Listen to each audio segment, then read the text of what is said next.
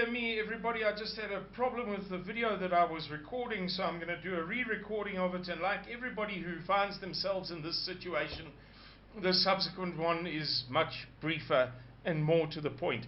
Firstly, because you've rehearsed it, and secondly, because you're fed up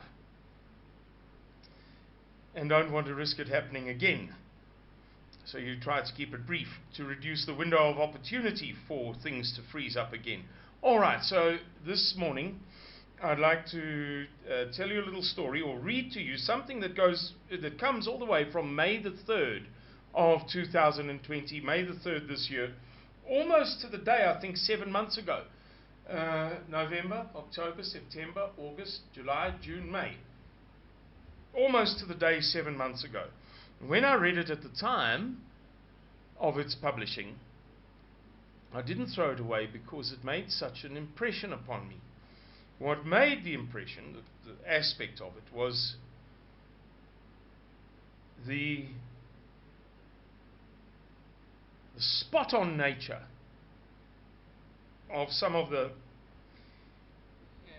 observations in this article. So, it was published in the Daily Friend, which is the online journal of the Institute for Race Relations. And not a bad journal at all. If you're unfamiliar with it, have a look at it. Never mind that the Institute for Race Relations is liberal. Their work is certainly the most scholarly in South Africa. So when it comes to facts, figures, data and statistics, you're not going to do better than the Daily Friend or the Institute for Race Relations.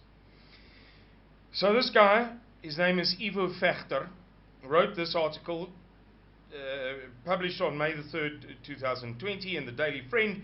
It is entitled Cozying Up to the Commies, and the subtitle is, To File Away the Lockdown, President Cyril Ramaphosa has been dabbling in long-distance diplomacy.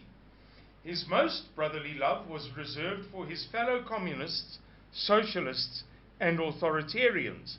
By their friends shall ye know them, as the saying goes.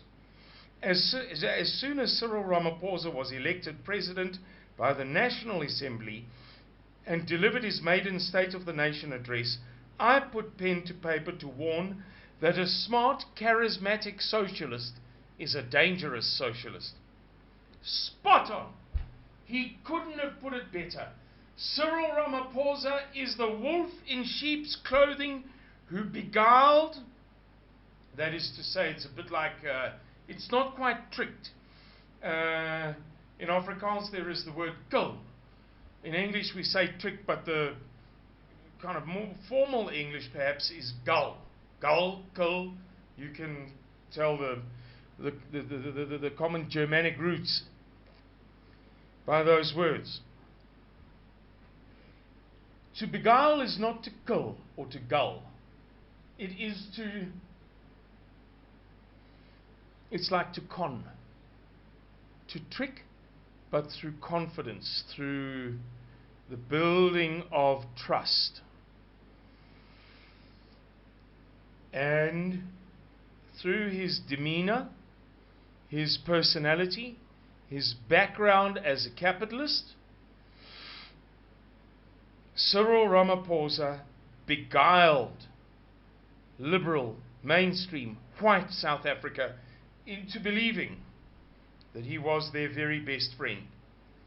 But that is what a smart, charismatic socialist does. Excuse me. While the country and many of its leading commentators were overwhelmed by Ramaphoria and the promise of a new dawn, I was not. I listened to his speech and heard only blatant contradictions. I heard Ramaphosa say that he would expropriate land without compensation, while also wooing investors, both domestic and local. What fool of an investor would buy assets that might be expropriated at the whim of a bureaucrat?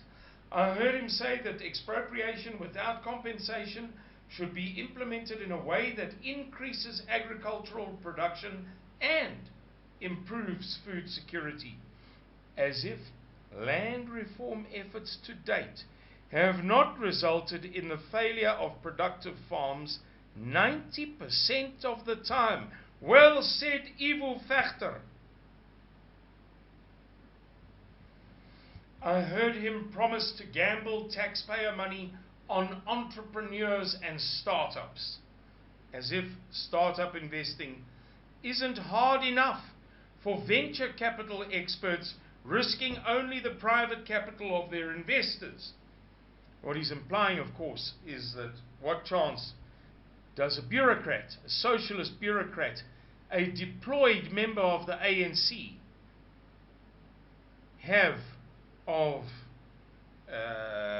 adjudicating on the potential and the feasibility and the viability of entrepreneurial endeavors if it's risky enough for experts in the field using their own money rather than using taxpayers' money?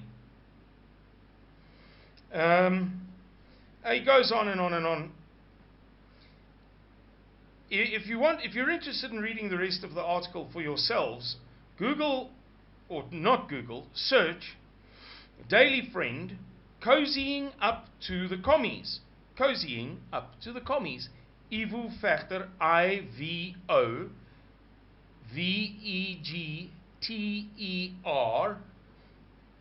3 May 2020. You'll find it very easily. I just thought that this guy did a very good job of using articulate turn of phrase to accurately capture the deceitful nature of Saint Cyril Ramaphosa, as some people would have it. And I didn't want to get rid of the article, and now I'm sharing it with you. Have a look if you're interested. Yeah, that's it. Guys, thank you very much for watching this video. It wasn't the most important of the videos that we have done, but I thought that some of you may be interested. I beg your pardon that I keep looking. The flies, in this heat, it's too much. Have a lovely, lovely day, and hopefully we'll see some of you down here in Van der Kloof over the Christmas holidays period. We look forward to it. Cheerio. Bye-bye.